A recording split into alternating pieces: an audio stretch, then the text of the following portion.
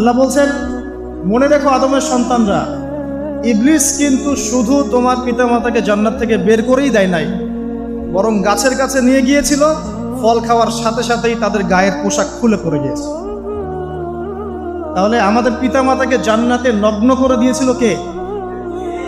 সেই কথা আল্লাহ পাক বলছেন আদম সন্তানদেরকে, তোমরা সতর্ক থেকো, তোমাদেরকে যেন ইবলিস নগ্ন করতে না পারে, ঠিক যেমন করে তোমাদের পিতামাতাকে করেছে।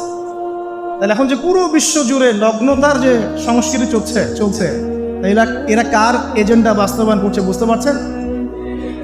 কোরআন পড়েন, পৃথিবীতে যত সভ্যতা চলে গেছে, ব্যাবিলনের সভ্যতা, চাইনিজদের সভ্যতা, তারপরে যে আমাদের মাও সেতুং, ইতালির মুসোলিনি, এদিকে চ্যাপল সার্তে, এদিকে আপনার ফিডেল ক্যাস্ট্রোর কথা বলেন, ওই পশ্চিমা সভ্যতা বাদ দিয়ে যত বড় বড় সভ্যতা রিনাউন্ড, সবার পোশাক ছিল